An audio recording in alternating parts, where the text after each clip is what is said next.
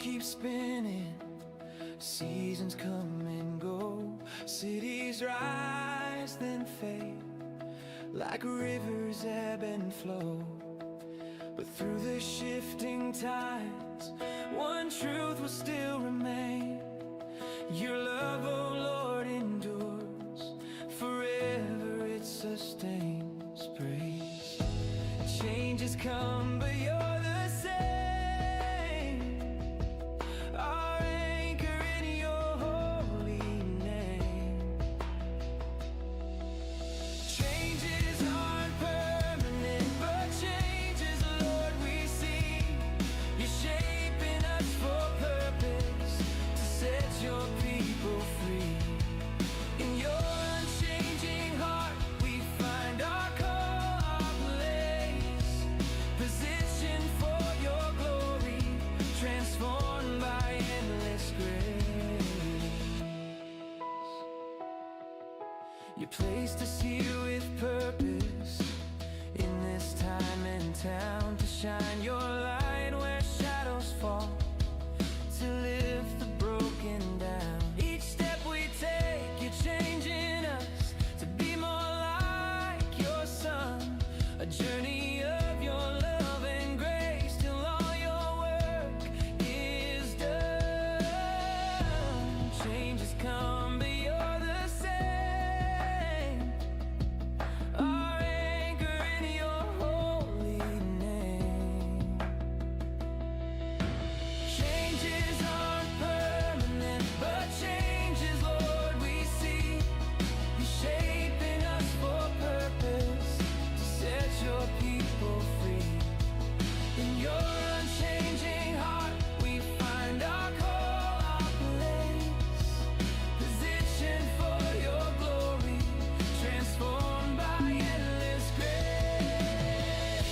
You never change, yet change our hearts to love as you have shown. From dusk to dawn we're called to grow, till your kingdom's fully known.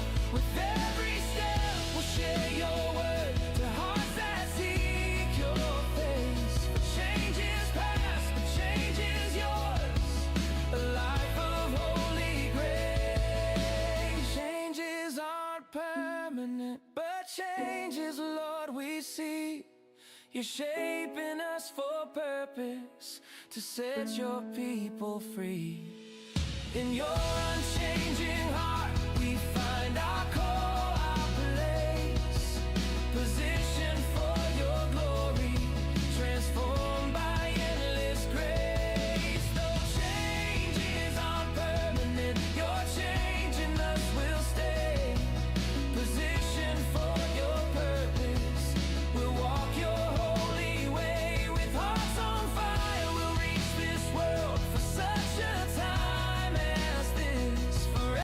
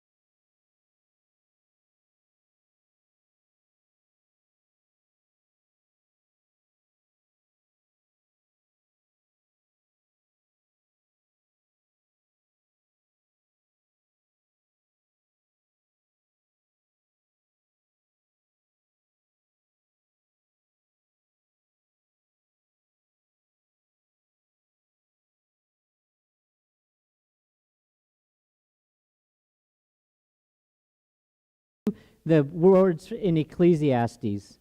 For everything there is a season and a time for every purpose under heaven. Ecclesiastes reminds us that there's a time to plant and a time to harvest. And today I want us to open our eyes to see that we are living in a harvest time. Not just any harvest, not just a fall harvest, but I'm going to let you know that we are in a digital harvest that God is preparing here in East Texas. I'll say it again, if you don't believe that technology is not coming to the edge of the woods, okay, I knew that was going to happen there. You were supposed to laugh.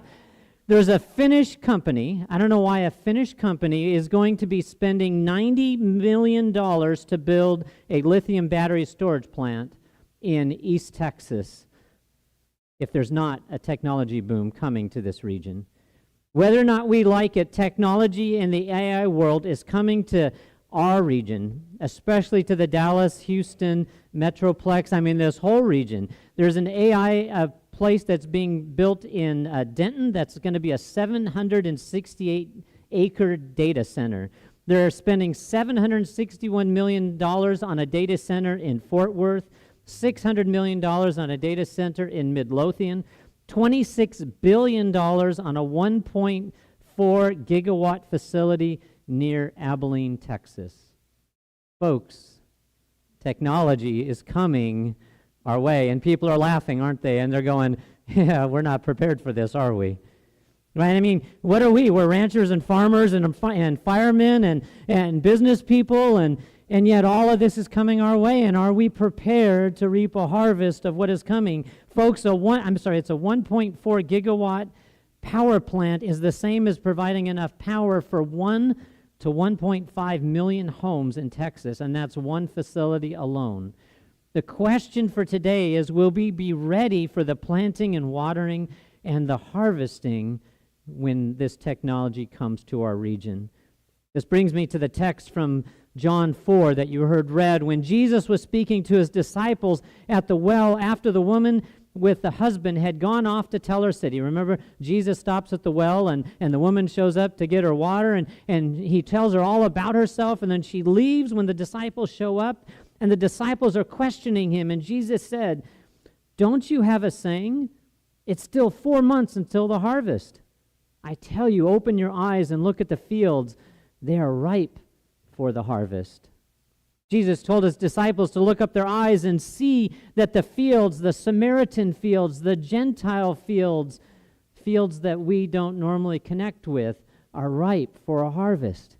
And so this morning I'm going to ask you to lift up your eyes and see the digital fields around Edgewood and what's coming and what's going to be planted and what needs to be watered and what needs to be harvested. Look, we are no longer simply a little East Texas town, but as John Wesley proclaimed, we are on the edge of the world as our parish. Thousands of tech workers, AI professionals, and families who are spiritually hungry are going to be looking for authentic community somewhere in this region in the days ahead. Some of them will be moving into our region, and some of them are just a click away because we are a digital doorway to the world, folks, and it's coming our way. Why do you think Spectrum just invested all this money to open up 2 gigabyte fiber optic lines to businesses in Edgewood? It's not so you can watch videos, folks. It's so people can come and do business who want to be in this region, who want to be able to have a business and jump on. I mean, it's a beautiful community. Why wouldn't someone who doesn't want to live in the big city but wants to do all their work come out here? They've got all the access they need now to work from afar. I mean, think about that. 2 gigabyte line is 36,000 times faster than when I got here with my dial-up line 6.5 years ago. Times are changing, folks. Many of you are thinking, Pastor, I don't understand all this technology stuff, right? I can barely work my smartphone. That's okay, because you don't need to be a computer programmer to participate in God's harvest that's coming. What we need is the same heart that John Wesley had, a willingness to use new methods to reach new people with an unchanging gospel. I mean, isn't that why we became Global Methodists? Because the gospel doesn't change, but we need to look at the methods by which we might bring a harvest of people towards Christ. To be honest, many of you are already using this technology, and you don't even realize it. I mean, I hear from people all the time. I was watching this YouTube channel. Do you know if you're watching a YouTube channel that you're actually involved in AI? Ooh. I hear from people all the time, did you see that on Facebook? My goodness, 2 weeks ago, a certain mature woman in the church, who I'm not going to name, who's not a spring chicken, and she'll admit it, came to me and told me that they watched the Grand Saline football game against Edgewood on YouTube while they were listening to Bulldog Radio for the play-by-play. We're not digitally connected, are we, in any way with what's happening in the world? I mean, think about that, folks. We're embracing this technology already. The question is, are we going to use it for the purposes that God has called us to use it for His good?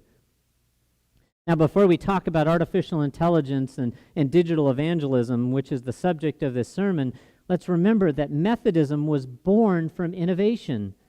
John Wesley just didn't preach the same way everyone else did. He revolutionized Christian outreach and discipleship by embracing methods that actually shocked the religious establishment of his day, and they were wondering, what the heck are you doing? You can't do that. And when the Anglican Church had closed up their doors to John and wouldn't give him a pulpit anymore, did he give up?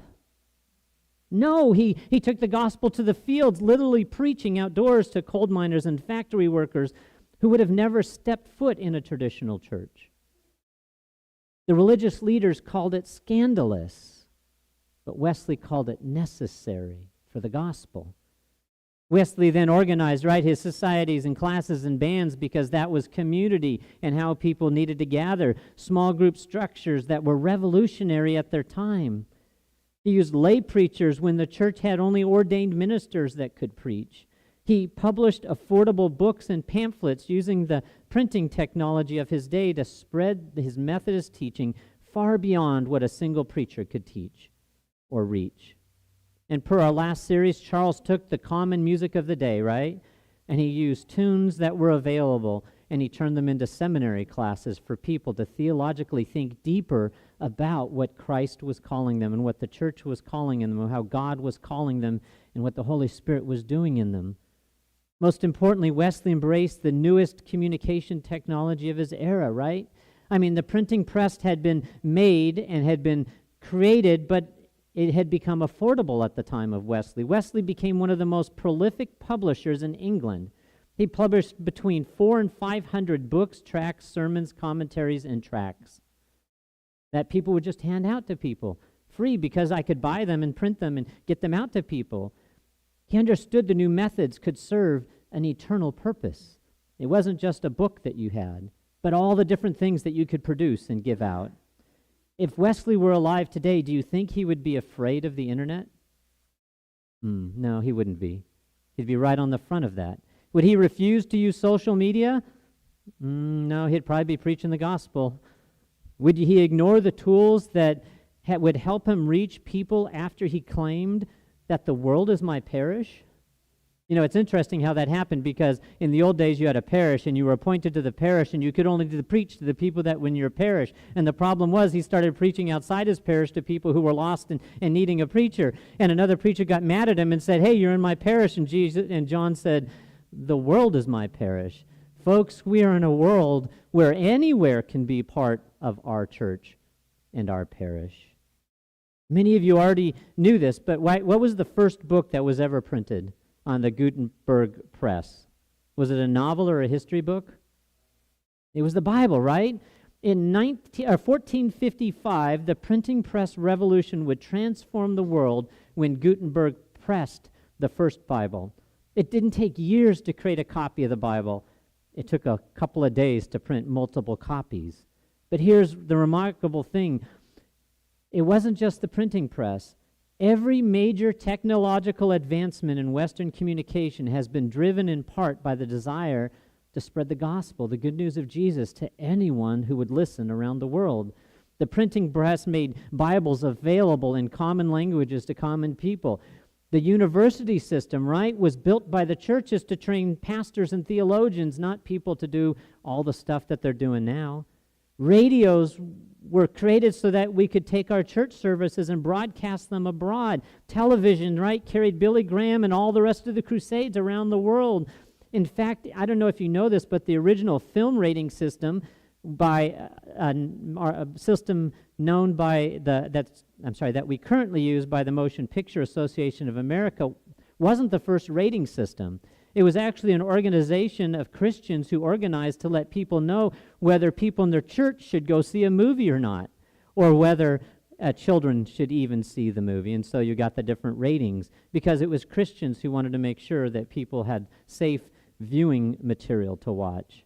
The internet has made Christianity resources available globally. I mean, when I look at our feed, our prayer meeting and our online worship, people around the world have watched. I remember during COVID, we had people in Indonesia and people in all different places watching our services. I mean, our front door is no longer simply 205 South Houston Street. That's the physical door. But there are people all over the place. In fact, several of you have come and told me that the reason you first showed up was because you watched a service online, and you were watching a bunch of services, and you thought, oh, I'll go try that one, after you watched to see what it looked like. So as we talk about the digital age, I want to share with you a couple of clips this morning on the power of the new technology that you may not even know exists, the power of AI and how we might use it for ministry. So let's say I want to do an in-depth study of Psalm 22 and how it relates to Jesus. I'm going to have you watch this. What I'm going to do is I'm using Claude Sonnet 4.0, which is my favorite research tool, and I'm going to use this for discovering something about Psalm 22 and the relationship with Jesus. So I'm going to add that to my prompt. You can see it right here, that question. Lots of good stuff, and you get some direct stuff. Psalm 22, the direct fulfillment of the verbal words, my God, why have you forsaken me? It's the quote that he uses when he's on the cross, and it gives you all the information that you might want to know. I want to find out what contemporary biblical scholars say about this particular subject. So I'm going to change from Claude, and I also like to use Perplexity when I'm trying to do research about that might be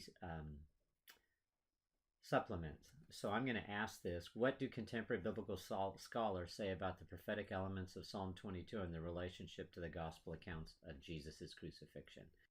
As you can see, it gives me a full summary of many scholars and what they have to say, but I want to know a little bit more. So I'm going to ask the question, please give me a list of historical and contemporary scholars who have focused on this particular relationship, and give me a summary of their books so I can do further study.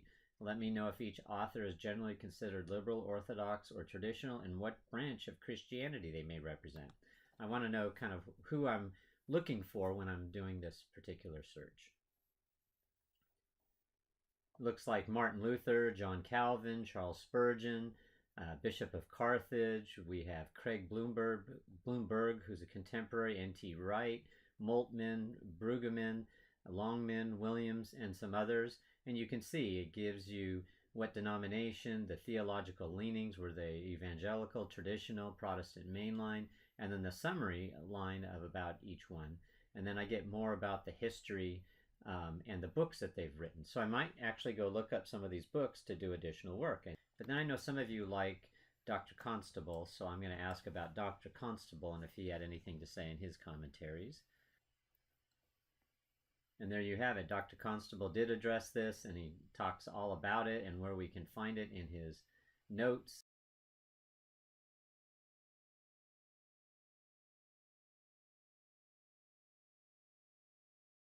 In Jesus on the cross, one of the most powerful passages and fulfillments of Scripture between Psalm 22 and Jesus on the cross, gave me all the authors that I wanted to go read, the names of their books, and I can find out, is this like a crazy person over here, or is this someone who's really well studied? Would that be a good tool for you if you wanted to do some research about something? This isn't, I mean, if you think about going through Google searches, that might take you hours to go through, not 3 minutes to use it. Well, I mean, God constantly uses new technologies to advance his kingdom. The question isn't whether we should use technology, it's whether we'll be good stewards of the tools God has given our generation. The whole series really spurs around a conversation I had with Zoe Pippin when we were talking about the expectations of AI, technology, and her going off to college.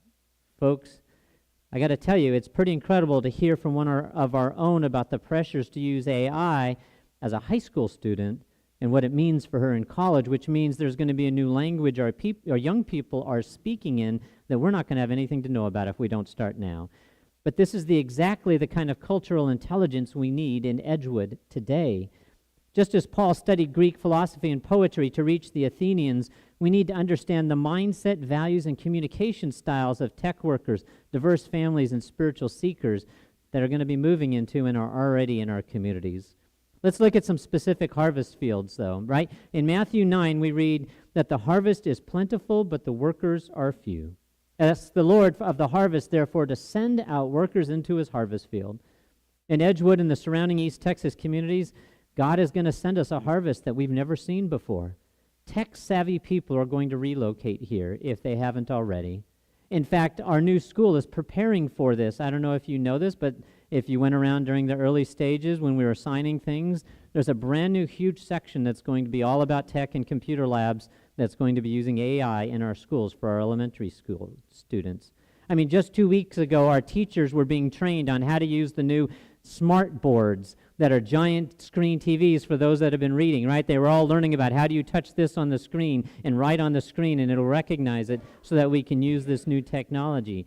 AI professionals will be growing up not only in our community, but our kids are going to be learning this stuff and our grandchildren are going to be living out this stuff because Jackson there will not live in a world without AI, if you think about that. Young families are choosing Edgewood ISD right now for their children, coming from all over the place around here. I mean, these aren't just demographic shifts, they're divine appointments waiting for us to respond to. But here's the thing we need to understand about a digital harvest. These people might think differently than we do and any other generation before us. They have analytical minds who appreciate logic and evidence, especially around faith-based presentations. They're innovative focus drawn to churches that will embrace, folks, we got technology here. We've got lots of opportunities here. And they've got a global perspective from working with diverse cultures. They're seeking work-life balances, looking for meaning beyond professional achievement. So, how do we connect to people? Last week, Carol and I had a little skit for you, and we were talking about low-tech stuff. How do we go about and do door hangers as a way to begin to think about evangelism? Well, we're inviting you to start prayer walking this week. In your bulletin, you should have received a door hanger and a prayer card for how to pray if no one answers. And on the back side is a guide if someone answers. If you don't know how to pray with someone, study this before you go out. Along with it, you've received a map of 11 different routes that you might take.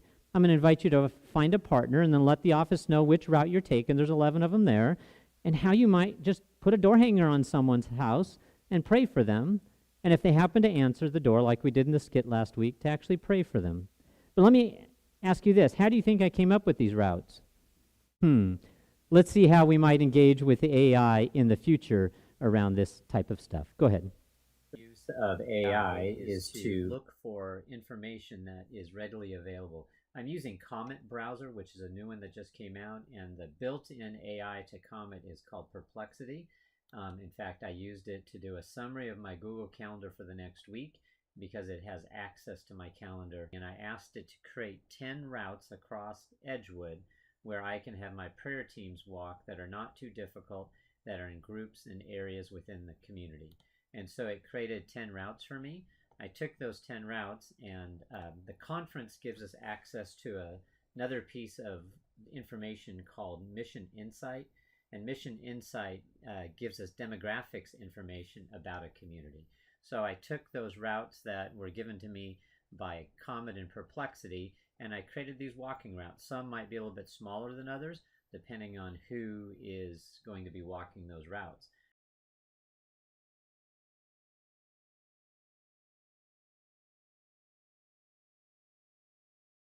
I've plotted where you all live on the map. I put in all our addresses and said, hey, who lives in this community? And if we wanted to walk our communities, we could do that. Not only that, but I can ask Mission Insight, which is AI-based, hey, Tell me everyone who has a child who's between first grade and sixth grade and put a dot on their house.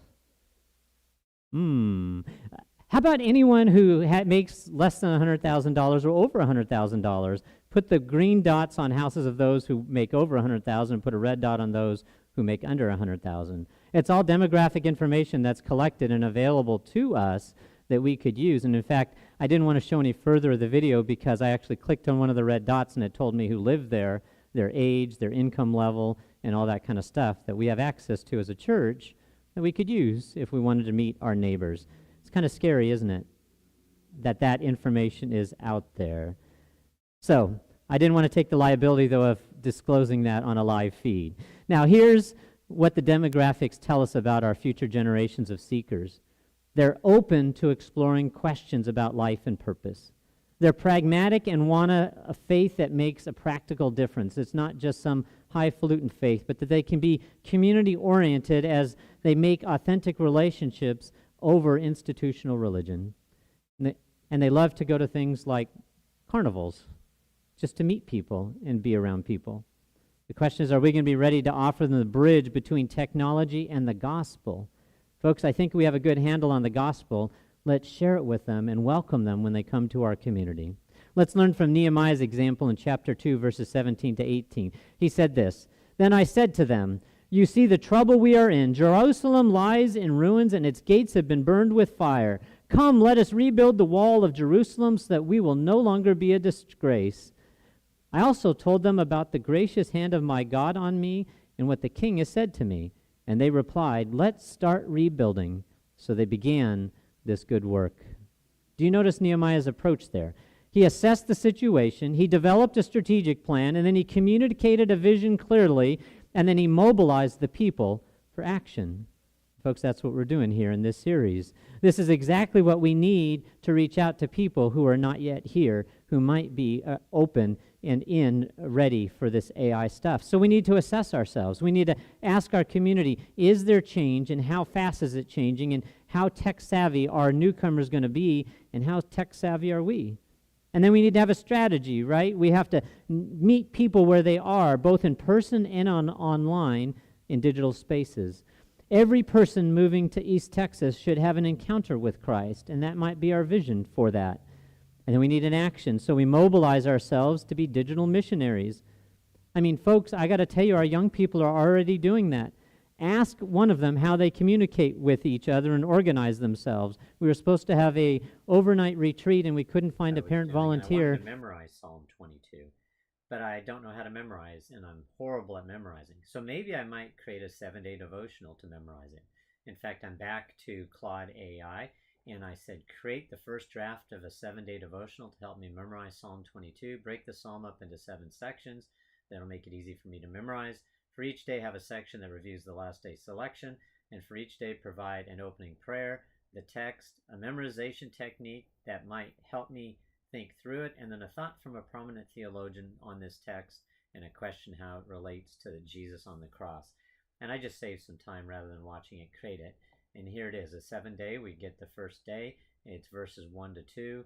It gives you the text. It gives you some memorization techniques about repeated patterns. We find something about Martin Luther and a question for the day. And then each day it takes you through so that you might memorize this.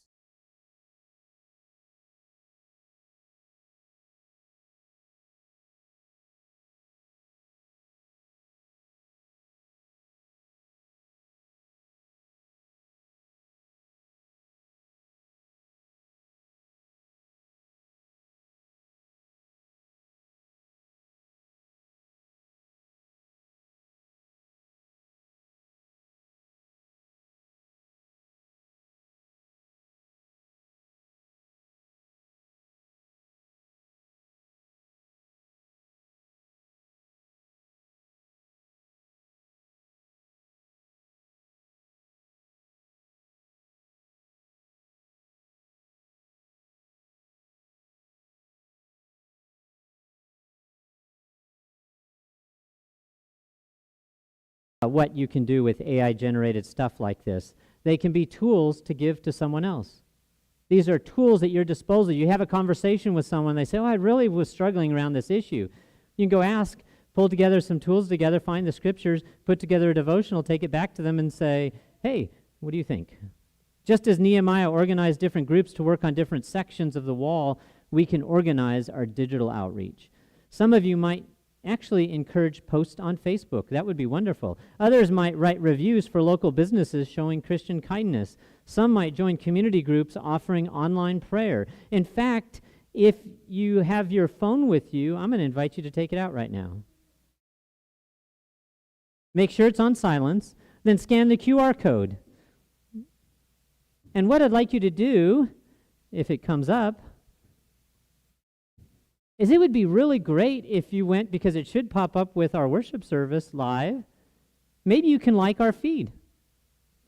That's digital evangelism. It's kind of interesting, isn't it? Because if you click a thumbs up and that you like the worship and you leave a comment, what does that do?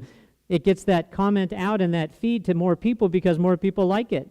And as more people give it thumbs up, Amazon or YouTube thinks, oh, lots of people like this, so I'm going to show it to a whole bunch of more people. Wouldn't it be great if 20 or 30 of you every week went on and gave a little thumbs up on our Facebook or on our live feed from YouTube and left a comment? Digital evangelism right at the doorstep. Maybe you share our link to our Facebook page and give a comment so that people might know how much you love the church here. I mean, that can be a form of evangelism. How many of you share 20 memes a week? I see people do that all the time. Maybe share something about our worship once a week. And guess what? You become an evangelist for the church. I know when I asked people to share our Facebook event for the concert coming up later today, a whole bunch of you shared it. Start sharing everything that we're doing at the church. It's a form of evangelism. When you give a thumbs up or a comment, it helps the algorithm share things to a wider audience. I mean, we get 20 to 45 people every week that watch our service. Think about that. There are 70 here in worship, and of 20 to 45 every week are online with at least one person watching, sometimes two. It's amazing what we can do if we use technology. But let's get practical. How does a small global Methodist church in each Texas embrace the future of evangelism with AI? I want to share a couple of strategies to build on that. Imagine creating digital points of connection. And I'm going to jump way down let's jump all way down to the next, to click 16 if you could.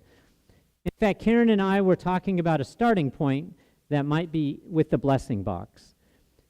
We would love for you to volunteer to write a devotional once a month that we could add in the blessing box, so when people show up for food, there's a devotion that they might take with them that's written by you. Share a story, draw a picture with a simple message, offer a scripture or a testimony about how God's working in your life and in the life of the church. And you become an evangelist for someone who's coming to take food from the blessing box. We'll put them in the blessing box, and this becomes a practice for phase 2 when you might start writing blogs for our upcoming website or Facebook pages or other opportunities for digital evangelism.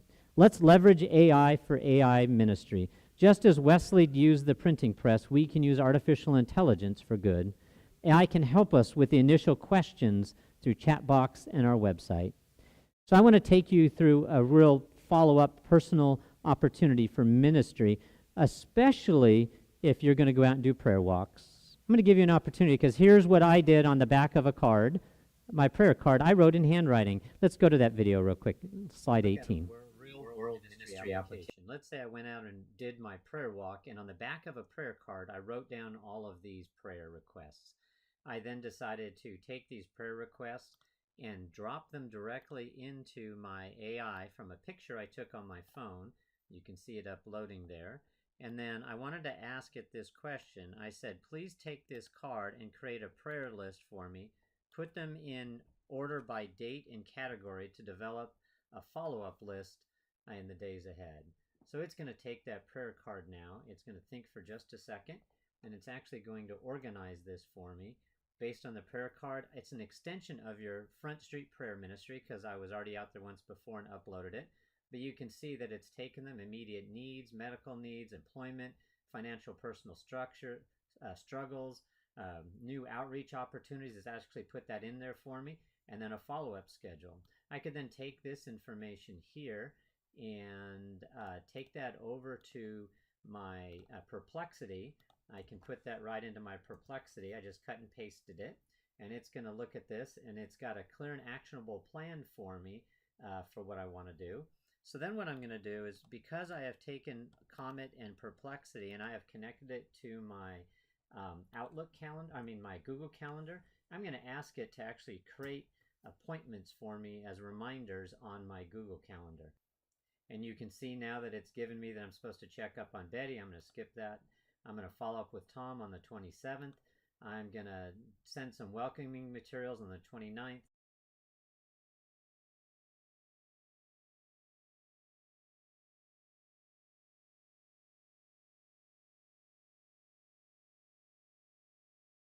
Knowing that I need to do some follow-up.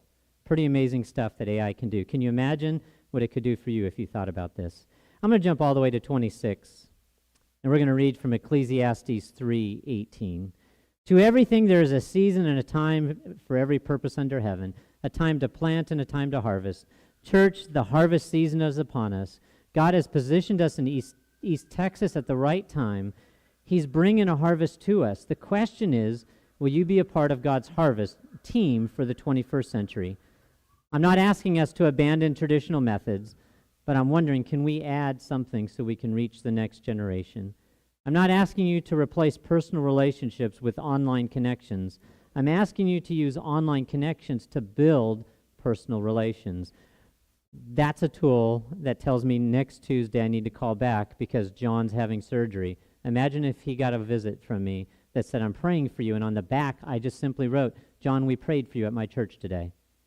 We knew you were going into surgery. Signed, Donna. How would that make you feel if you got that prayer request? John Wesley said, the world is my parish. Today the world comes to us through fiber optic cables and wireless signals, and soon, because of Elon Musk, direct communication via satellite around the globe. The world moves to our neighbors. The world is moving to our neighborhoods through our job relocations and family decisions.